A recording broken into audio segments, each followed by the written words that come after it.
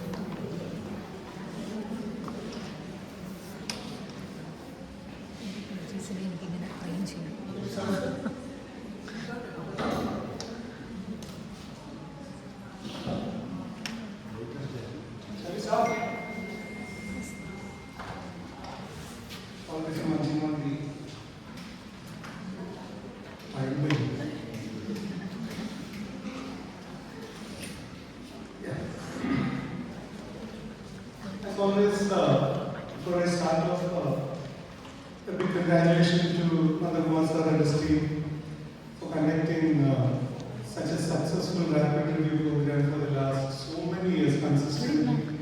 This has been the 11th year. I've been so fortunate to be associated with it for a long time. And I feel got such a magnanimous personality in front. It's not an easy thing to have a consistent 11 years of such a program. So, a big salute from the bottom of my heart. I bring wishes from Department of Clinical Periodontal and Oral Pathology at Royal Medical College, Palakkad. I think most of the students out there were left still in the hall, maybe all 5 years MBS people must be all 30 year MBS people. Plus, a little bit of your flashback is needed before I start such a talk. You had a fantastic 5 to 6 years of previous life, alright? Before joining for MBS. Definitely would have had it. Yeah, that 5 to 6 years of your previous life that has truly made you a very dedicated professional. Did that? Yeah, definitely. Because after learning conservatory and I don't think none of you have ever ate chocolates in your life anymore, for sure.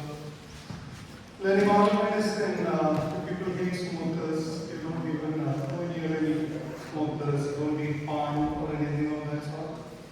Periodontics, definitely, you almost bring it to your teeth scale every 6 months, at least after telling the same thing to the patients. After educating and motivating your perio patients, at least you all have started forcing your teeth, right? Yeah, but one person on this is she does. And this is the biggest dilemma after learning public dentistry for a few years.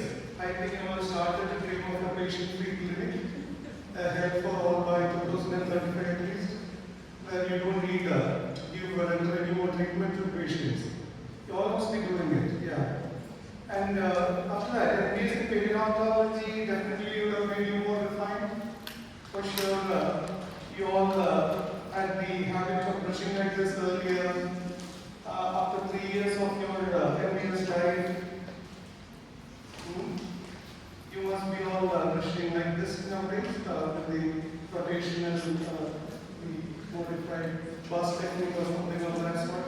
At least MBS, 3 years of MBS would have done this good to you.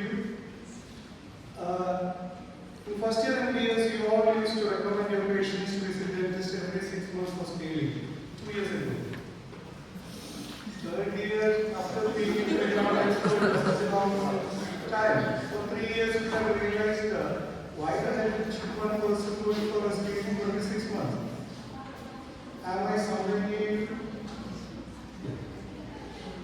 I used to recommend FPD for every ridiculous cases that would have come to you.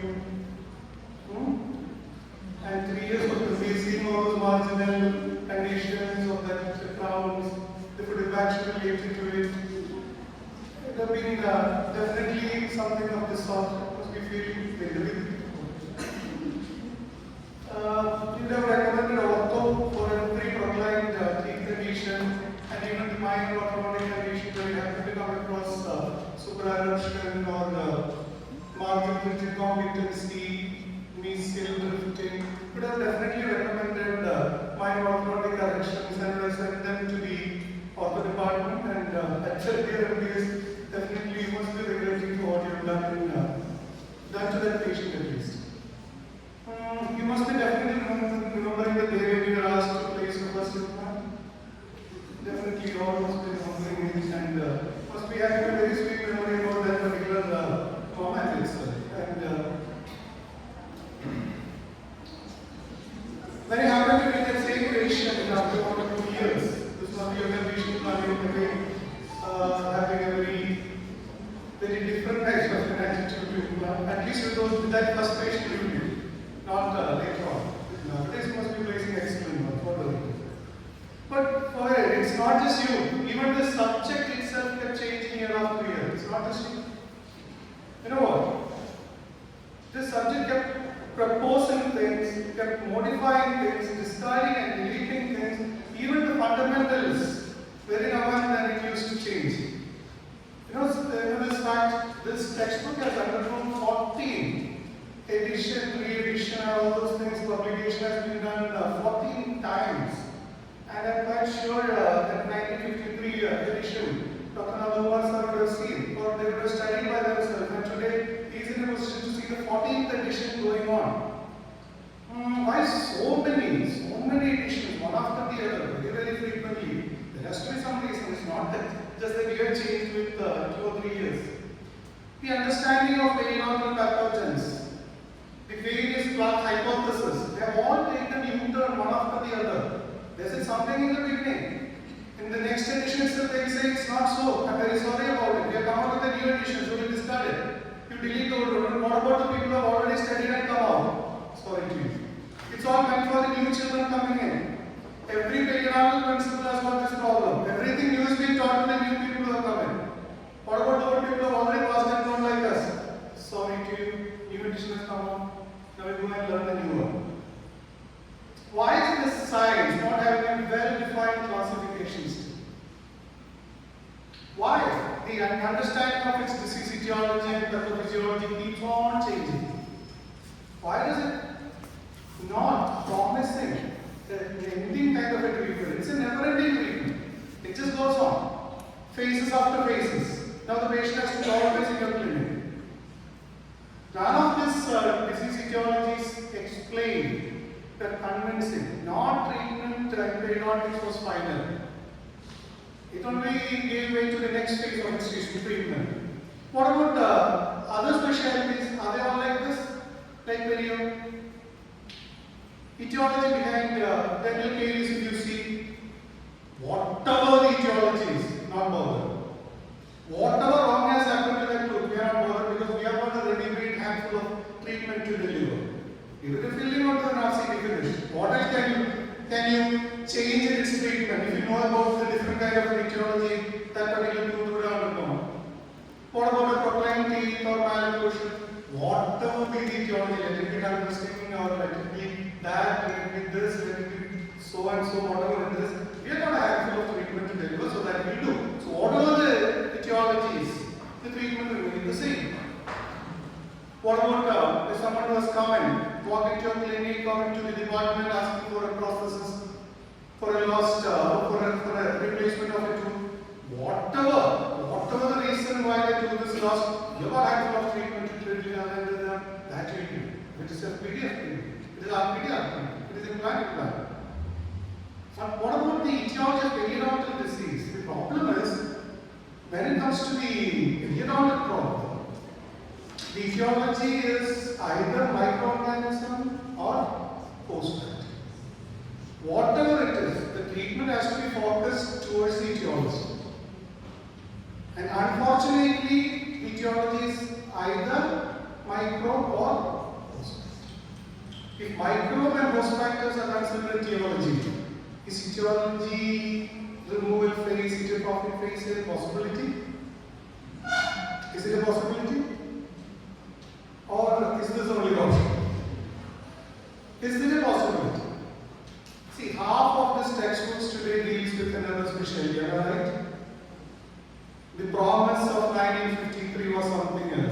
started his first edition. It was not Karensa, it was PLAQUE at that point of time, his professor. See, half of this has changed to something else. Half the textbook nowadays doesn't deal with period at all. They all talk about the periodontal processes. What is periodontal processes? Of course, you do that. So it doesn't need to talk about anything in period anymore. They talk about, according to them, it is almost end. It's almost end. Now we talk about the other thing. Still you can talk about period by that is later. That is later. So periodontal health is always a balance between these two things. The bacterial, the subgingival space filled bacteria, and the one side innate immune cells. Periodontitis was always considered to be a balance between these two. If anything goes wrong, the other side will win. Periodontal therapies, if you go into very closer approach to these phases, they revolve around several phases of treating its etiology. First thing is you need to treat the area with the phase of etiotropic phase without knowing the etiology. Without knowing the etiology, a phase 1 therapy has to be executed here, and we call it phase 1 therapy. And if that therapy has to be carried out in a proper way, it has to be always proceeded to a phase 4 therapy. Then, if phases of 1 and 4 fail to achieve the real etiotropic phase, what will you do? If it fails, you did something in the name of etiotropic phase. Did you get a complete clearance from it? No. Then what will you do? You go into phase 2 therapy. People have taught you, teachers have taught you, I have taught you, once you have completed your phase 1, going for phase 2. But what actually happens? You did some kind of a treatment which was not directed towards etiology. Did something, this so-called scale, this so-called that, this so-called this. Nothing happened to the patient. Patient came back with some kind of solution to the inflammation, or some kind of reduction in some of the clinical scenario.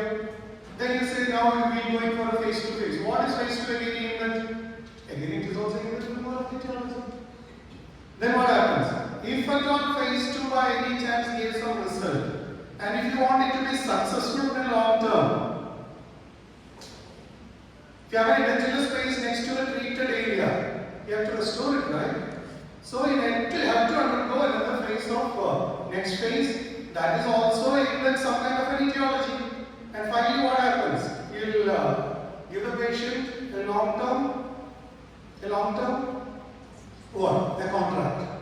Need to come here every time and get your treatment, and otherwise you're gone. And that treatment, I think it has got a pet word, it's called supportive periodontal therapy. That ends up with the same thing. Started off treating an etiology, that etiology is still there, so you come back for a supportive periodontal therapy. Now, what do you understand from this? Summarize success of an etiotropic phase in a micro-free periodontal area. Can mouth be made micro-free? Ask those tiniest things possible on earth. Ask them whether it is possible for you people to leave and go. No, they say no to it. Or the host response should be made in will. Now, as long as microbes are there, host is not going to keep silent. So it is not possible in both these ways. These host cells cannot stay non-reactive as long as microbes are there in it, or rather they are next to it. Microbe and host factors were clinically not accessible for assessment. There was a long class, 1 hour class, we was taking right now. You cannot assess the progress, you cannot assess the clinical scenario, you cannot assess anything what is happening there because you don't know the language of microbe, neither the language of host cells. Whom will you ask? Whom will you ask? Are you happy? Did my treatment work for you? Whom are you going to ask? Nobody. So we started addressing microbe in terms of dental plaque because the minimum thing that will be available will be dental plaque or dental calculus. So we had a misinterpretation of the factor, the real etiological agent that is microbe. We started addressing plaque and calculus because they are the only thing that is to be seen. So the problem is you cannot address the real problem, so you start to address the whatever is visible to you. Same thing happened with the host factors. You cannot ask the WBC, you cannot ask the neutrophil what is wrong with you. So we started asking, or rather we started following the symptoms, the clinical symptoms, the inflammatory signs. What was actually the focus? Actual focus was WBCs or other host cells. We could not do that. So when these two cannot be assessed, then we started doing this. Here started the total misguidance. The misguidance of this etiology of periodontal disease. Is it possible to make a single one-line diagnostic name for this disease? Every tooth has got a different reason for having this problem. If 4 sides or 6 sides or 16 sides of a single tooth has got something else to say. Now we are forced to make a single one-line diagnosis of this entire mouth, which is not possible. For periodontal diagnosis, we need to have each site to be diagnosed differently. You are far away from the reach of the subject if you try to do that. Making a single one-line diagnosis, it's not possible. If that calculus on teeth catches your eyes first, did you notice the calculus first, or did you happen to notice the tooth first? Calculus, yeah. You can deem yourself as an MDS. Dental hygienist, come on. Come on, there are people who should be so happy seeing so much of calculus in a patient's mouth. Why are you so happy? Is it because you got a patient? Is it that you are going to hurry into the scaling for this case? Is this the way you approach calculus? What would be your attribute as etiological agent for this condition? Like this, we can easily say deposits. Am I right? Wouldn't you? Are you talking about micro on that teeth, or are we talking about plaque on that teeth, or are you talking about calculus on that teeth? You cannot see micro, forget it. You leave more about plaque because you have never felt it. Only thing you have felt is calculus. So naturally your eyes will not catch calculus on it. So what is the reason behind that particular periodontal disease? Calculus. What were you doing in the name of face-to-face therapy in the last 3 years? Were you removing micro from the teeth? Were you removing plaque from the teeth? Or were you removing calculus from the teeth? Be honest. And has anybody in this hall seen a pre-gingivitis? It's not that you can raise your hands. If it's possible, you can raise your elbows. But tell me the answer. Has anybody in this hall seen a pre-gingivitis? You're fighting with that thing. You're fighting. Your enemy is pre-gingivitis. You're not seeing it, so forget about treating it. What about a micro? Any micro? Have you seen any micro? See, he's not even looking at it. Have you seen plaque? Plaque is defined as something which is invisible. Have you seen that? Yes. Calculus you have all seen. Yeah, that's it. So your phase 1 or even phase 2, you open up an area for surgery for the same reason. What reason? Your objective was very simple. What is that? The only thing you are focusing was calculus. Only thing you are focusing was calculus. You explore every possible way to access that area, visualize that thing and eliminate that thing. That thing means calculus. You are always behind calculus. Flap surgery also was defined in that way to gain access and visibility to I'm here.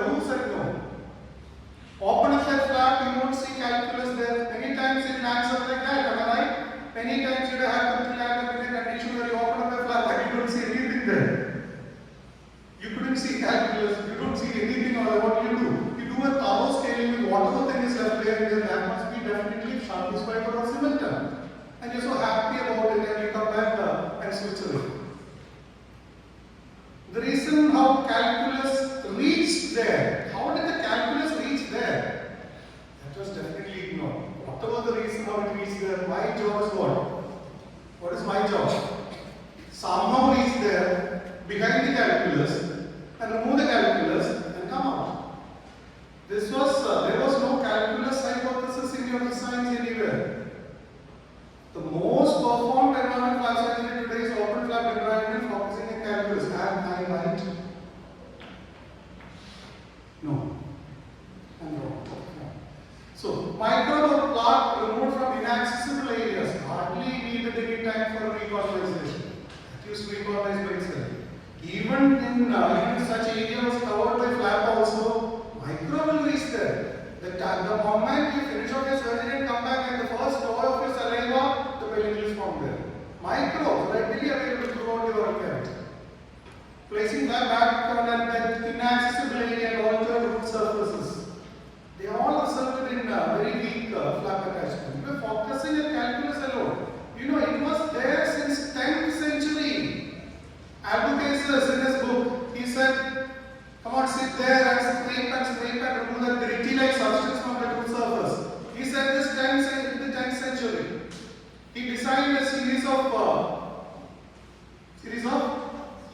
instruments also for you. For what? Not to remove micro, not to remove plaque, but to remove calculus. You must be having a different company in your name, or rather in the name of Euclid or something to do with, but it was the same. Are we paying justice to this true etiological concept of periodontal disease, which kept changing, but it was giving us better and better insight of micro? Is this model taken for granted, which said the microbial challenge, which is definitely going to affect the host microbial interaction? Then the rest of the work is done by host. The connective tissue metabolism, the bone metabolism, they are all done by the host, and finally we get a picture of a clinical feature of a disease which is absolutely controlled by the host, not the microbe. Having said this, that's my topic for today, pocket calculus.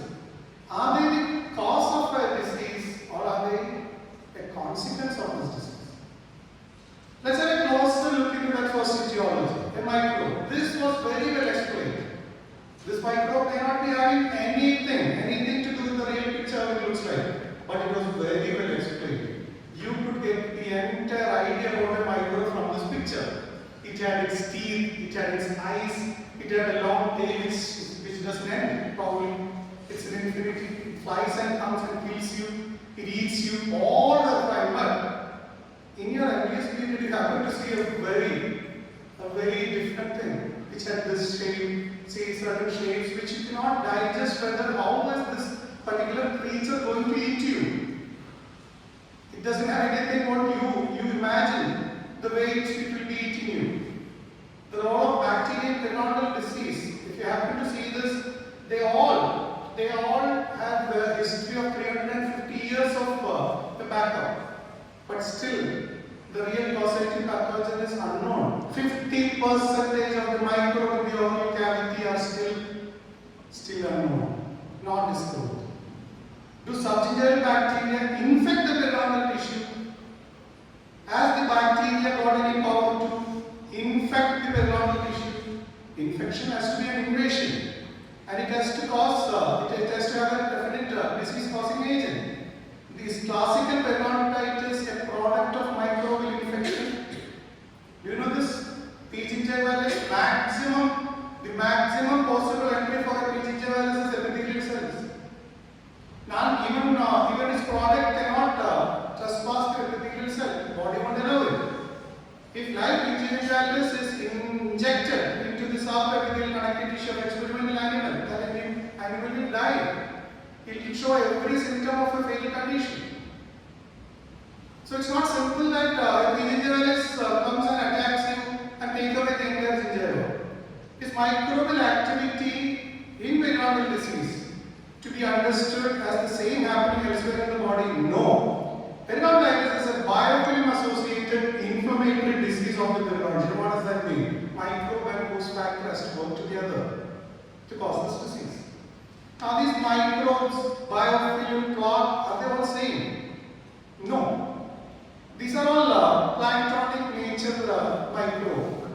seen swimming in the fluid. But your microbe in the oral cavity related to plaque has got no feature of this. Your microbe in the oral cavity on a tooth surface looks like this. What is the structure? A biofilm structure. They live in colonies.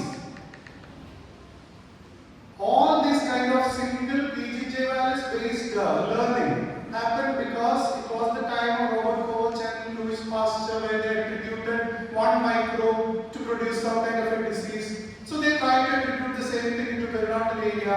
Doesn't work. In around 1980s, these people have started to think in terms of a colonized way of a microbial structure, or otherwise called as biofilm. Biofilm is a totally or an entirely different thing by itself. This happened to have a microbe living in a colony which has got everything of its own. Everything of its own. It's like so secured in a blanket. It has got a protective matrix. So biofilm means mechanical plaque control and personal hygiene, an integral part of the it becomes an integral part of the periodontal therapy because it's not an easy thing to disrupt this biofilm and kill a microbe. Mechanical plaque control is the only way to distract the biofilm nature of microbial factor periodontitis. When I said mechanical plaque control, don't confuse it with brushing technique, please. Mechanical plaque controlling, that's not just brushing, or that I didn't even mean brushing at all. Mechanically disrupted, something can happen. If bacteria and their products are not found in the tissues in the onset of the disease, how important are they in periodontitis? The specific bacteria noted to date as pathogenic may be present in case of a disease but cannot be attributed as the causative agent of the disease, said by the most celebrated microbiologist in the area. So that they may be present there. You cannot attribute it as a causative factor. The role of microbe in periodontitis is very simple. You all have gone through this particular model of pathogenesis of periodontitis. The thing is very simple. It initiates, send a lot of chemicals from mouth from inside to the host. Rest of the things, whatever you see as periodontitis, whatever you see as the disease present in that area, it's all controlled and regulated by host factors, not microbe as such. It just initiated. If microbial elimination is not a possibility, what would be the next possible way to achieve a heterotrophic race? How will you achieve it? Will elimination of host factor help you? Can you eliminate host? Can you eliminate host itself? Can you? Can you? Louder. Yeah, wanted that answer. Thank you so much. Now, when you consider host factor, to call something host like it's hosting some microbe, fine. It could be mutualism. What is that? Yeah. Commensalism. Oh. Disease.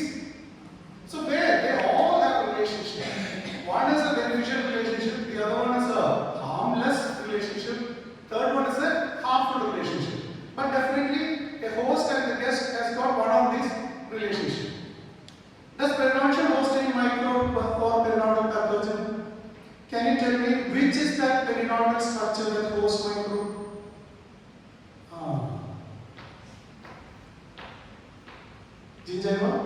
Gingiva hosts P. gingivalis, cementum hosts, periodontal ligament hosts, alveolar host. Does any of these structures host any microbe?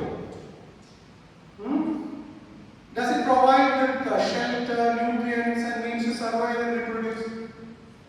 Does periodontal structure host it? Does it?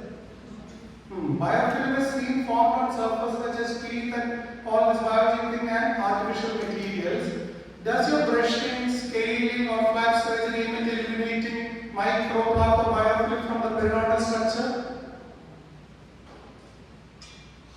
Do you do a brushing of your gingiva, periodontal ligament, alveolar bone every day?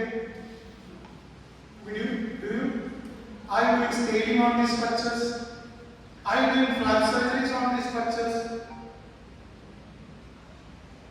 Or do you aim at eliminating micro from the tooth structure?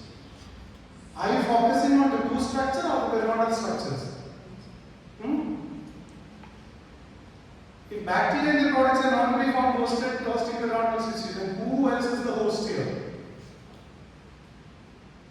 Tooth. Tooth is hosting micro. Am I right or wrong? Am I right or wrong? Who is the host here? The real host is tooth. Periodontium is the suffering neighbor.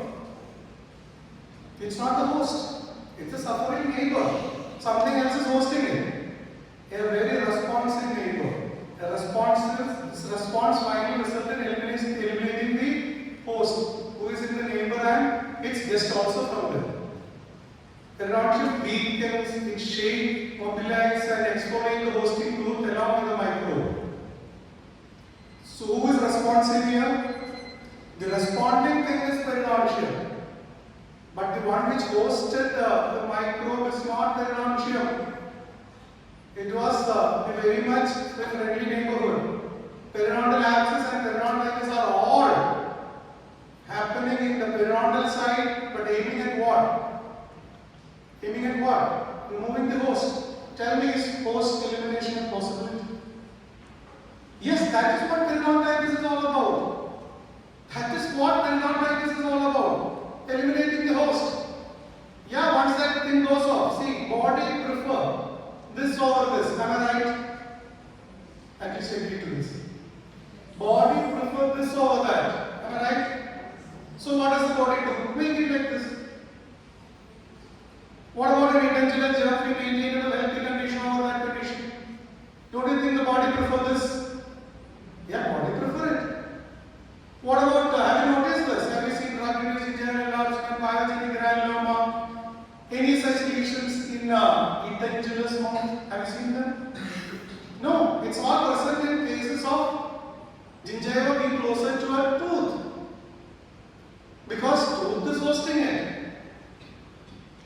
Now, why did the body feel this host and the guest should go? It was identified as a threat to the body. The moment periodontium identified this particular thing as host and the guest, a threat to the body. Why did it feel both as threat? Only body knows. You don't know. If body feel, one thing is sure, if body feel should go, then it will go. If periodontitis has to happen, it will happen. Reasons, body knows 101 reason to make out of it. Excuses, body can make a lot of excuses out of it. When implant becomes a host here, what will happen? Only the nerve name changes. Instead of gingivitis, it becomes periimplantitis. Instead of periodontitis, it becomes periimplantitis. Mechanism is same. Something is hosting something which we don't want. So let the host and the guest go away. Tooth deposits are definitely not the cause but consequence. They were just indicators. Tooth deposits were just indicators. They indicate very well that such a disease is happening there. The science behind cleaner teeth was never meticulous brushing at all. It was a self-cleansing method that has been devised by a proper occlusion. The nature of saliva and GCF and a very healthy gingival tissue. All these were required for a very cleaner teeth. And going to a bit more detail into it, proper food. Yeah, you need to eat proper food. Proper chewing is required. Eat food properly. You need a perfect teeth, a full complement of teeth. You need a different good quantity and quality of saliva. Yeah, we know about it. If saliva, xerostomia, things are totally different. Perfect occlusion. Perfect in the sense a proper interdigitating occlusion. A perfect periodontium without any loss of anything out of it. And a definite, very good masticating apparatus. All these things are present, then there is a perfect disruption of the biofilm. Having any of this thing at faulty and you brush thrice, 5 times, 10 times every day, no, it's not going to help. See this case. The one half of it. This is a patient who has never brushed her teeth. She is 18-year-old. He has never done brushing. All he has done is rubbing the finger. But one side still is so clean from deposit. What is the reason? Even some amount of calculus just came off from her palatal side. Not came off, they removed it. There was no attachment loss. It just remained there. Calculus remains there. Nothing happened to the periodontal. As long as the body decides, nothing will happen there. What could be the reason for this calculus over there on that tooth? The caries. The caries in that area, non-occlusion, non-chewing, led to this. Lack of occlusion here because of loss of epiconus tooth. What will happen? Calculus on the opposite tooth. What about here? There is a gingival pocket. A proper occlusion cannot clean the teeth because there is a pocket there. What will happen? Naturally, calculus inside the gingival sulcus has to be removed by pocket elimination. When there is a mobility related to a teeth, see the lower anteriors, see the X-ray of this condition. Naturally, a mobile teeth cannot have a clean surface at all. It will have calculus on it. If there is an implant exposure, naturally there will be plaque over it. Treatment could be one of this. Now next time we see deposits, not to approach it like a hygienist. What is that calculus for us? What is that calculus for us? What is it? What could be that? It's a dining thing. There is something wrong in that area. That's why calculus is forming there. Focus on it. Communicate with the deposit like a periodontist. Don't be in a hurry to the scaling. Be attentive to the clinical features of tissue surrounding it. The clinical features of periodontitis, the entire periodontitis, if you have a closer view, it has got this particular approach. Periodontitis is deepening of the sulcus, slowly and slowly, 1 micron per day, says surgeons were. 1 micron per day, it moves down and down and down and down. Finally, what will happen? It will all come down and merge to each other. Sulcus is coming down and down, apically migrating with only one intention. What is that? Eliminate this fellow. This is not what a periodontist should be focusing on. Teaching how to brush in a periodontal department. Cleaning, brushing and all those things should be taught by their mother or by their teacher in at least in kindergarten. Plaque growth and cavity deposits are near resultant of lack of usage of that site. Which site? Which site is that? Non-usage. They're just resultant of this. If you walk through this Natubala, they will not be grasped over it. That's all. The same thing. Chew properly. There will not be any deposits. Any doubt in this? Ask dogs, cats, crocodiles, elephants. Ask them. Don't ask your fellow PG student who's brushing 3 times a day. Ask the animals. They answer you. Etiotrophic faces a distant possibility for a site which has been diagnosed with periodontitis. Please understand this. Once a person has been diagnosed with periodontitis, now don't talk about etiotrophic phase. It is all gone. The moment you have identified a site as periodontitis beyond gingivitis, that is with an attachment loss, you have already crossed the time to reverse it. Only therapy left there is treatment to prolong the tooth from being rejected by the body. The goal of periodontal therapy should be to create a naturally maintainable state of periodontia. A state where plaque biofilm is always naturally disrupted from forming. Biofilm should not form there. Why? Because it is getting disrupted all the time. That's how periodontal health is established. Not asking the patient to brush twice a day with the dental floss with the newer technology of this. But if not the microbiome host, then what are the good factors that control periodontal disease? Have a closer look at this. Have a very, very close look at this particular pathogenesis, model of pathogenesis. If you happen to see this entire thing from microbial challenge to the clinical feature of disease, you might have definitely not touched upon two boxes on top and down. What are they? Yes, they are the real culprits. Have a closer look at them. The other one gives a complete picture of the entire disease or any disease of the body. But those two things on top and down, what are they? The environmental factors, the acute factors and the genetic factors. Environmental factors put around 25 to 33% of the problem when a person is undergoing. And so what are they? They could be stress. Now, acute risk factor, a person could be diabetic, or the person would have contracted with COVID-19. He is a totally different person. He is Biniraj plus that.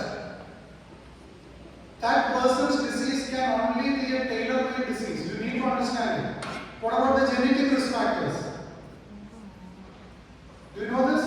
Researchers conclude the differences in a patient's genotype influence the composition of subgenital microbiota. Specific genetic factors may affect bacterial proliferation leading to chronic periodontitis. But what does that mean? It's the host that select bacteria and not bacteria that select the host. Such an influence of genetic factor here. So the only tool to investigate, what is the only tool available with you to investigate whether this person is having a genetic issue, acute issue, or an environmental issue is what? This is the only tool available with you. How will you assess it? Whether my father's grandparents' father had such a problem. Whether this person had a chickenpox at the age of 6. How will you assess it? Whether this person is undergoing any stress or not. How will you assess it? You ask that person, are you under stress? He might say, this is the only time I am under stress. I was very much okay till I approached you. Now, how will you assess all the thing what you have to assess it is, you have got a thing of case history record. And all the thing what you need to ask a patient nowadays is, what's your name? Rest everything will be there in the software, bins. Whichever software you call it use. Rest all the details starting from there till the end will be there, which would have already done in our medicine. You don't need to take any case history anymore. The entire details are there with us. Medical history, everything is there. Whatever is being asked, something relevant or irrelevant will be written against it. Any family history, not relevant history. Any medical history, not relevant history. Nothing is relevant. Then, if this is the way you go to approach a case history approach, if this is the way you go to approach a case history recording, how will you get to know that three risk factors? As long as these three risk factors prevail here, one thing is sure. Once a periodontitis patient is always your patient. That's for sure. Don't assure him any kind of idiotrophy and all those things. He is your patient forever. Make it clear to him. No guarantee, no warranty. You have to be here all the time. Take a home next to my clinic. Stay. The reason why periodontal treatment fail is these. We spend very less time in diagnosing. We try to make a very simple diagnosis of this 32 teeth.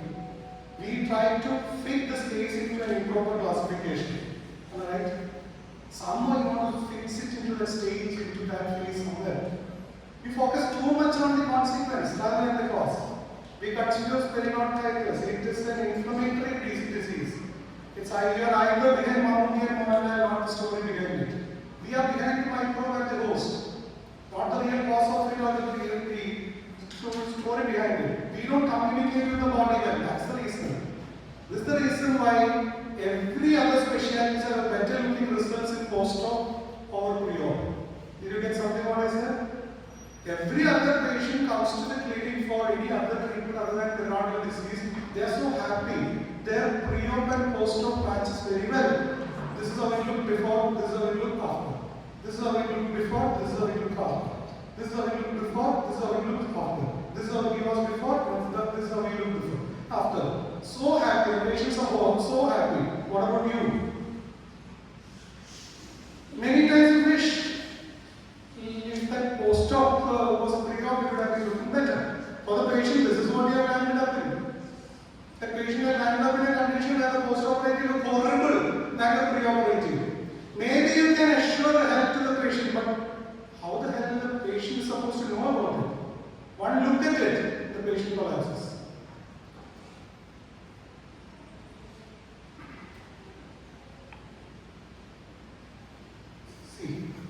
basic concept of periodontics laid foundation and played a vital role in the prognosis and life and maintenance of those cases. You want to go into that case, in reality, this is how it is. It might have had a pre-operative like this and a post-operative like this, right? But it had a periodontal treatment in between. Am I right? Am I right? That thing looks this fantastic because it had a periodontal treatment in between. This case was absolutely nice, it's just an implant case, but it had a care of a periodontist on that peri-implant mucosal makeup. That would have had number of grafting surgeries from period. It's looking this beautiful because a periodontist's hand has been somewhere in between. See here.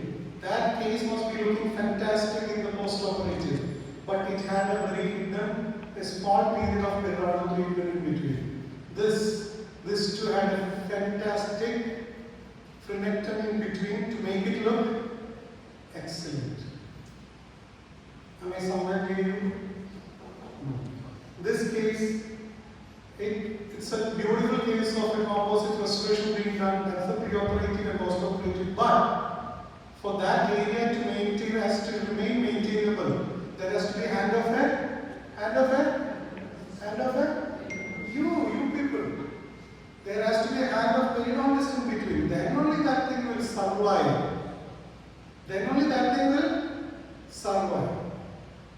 Yeah. Even in cases like this, with the fluctuation defect, would have gone in for a 6, but we took it and made it accessible for your maintenance. And we made a different life to it. By hospitalization. Periodontist's job was to create a maintainable state of periodontium on which every other specialties build their dreams. Yes, without us, no dare for any specialist other than a periodontist to dream in dental treatment. Without a periodontist, there is no truth. Without a truth, there is no dentistry. Did I disturb your comfort zone, periodontist? Did I? Where you are comfortably placed with a lot of good things in perio. Did I disturb you? Did I? That was my aim. Was I successful in it? Did I disturb you? Yeah, I wanted to do it. I just wanted to do it. I love doing it. Escape from the textbook, please. It's time. It's third year PG. At least now you escape from it. Next year you pass out and come out. There will be another edition of KOLLAM waiting there. You will talk about big things. I will believe this one because my teacher said this. That teacher might be teaching you something which was taught to him by his teacher, which was taught to that teacher by his teacher, which was taught to that teacher by his teacher, and that person is teaching you something of 1850s. Be aware of it. Be aware of it. Break off from your teachers. Not be too dependent. Don't get tied down in the comfort zone. Explore new things. You try to do something new. You become successful in it. You become a leader. You try to do something different. You fail in it. What do you become? What do you become? You try to do something different, something fantastic which nobody has done, but you fail in it. What do you become? Anybody? That is my students know. Guide.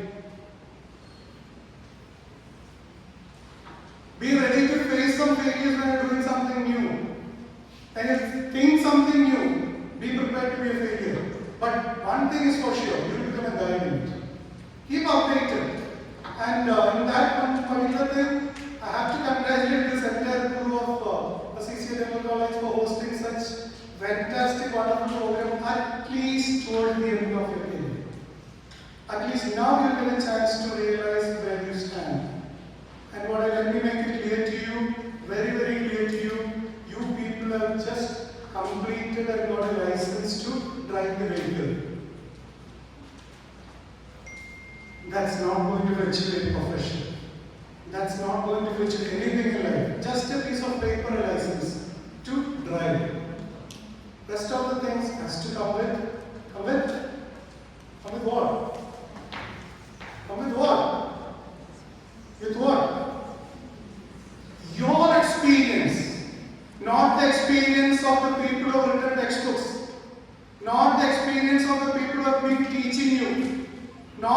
experience of the person sitting next to you, your own experience. Think in terms of your own mind.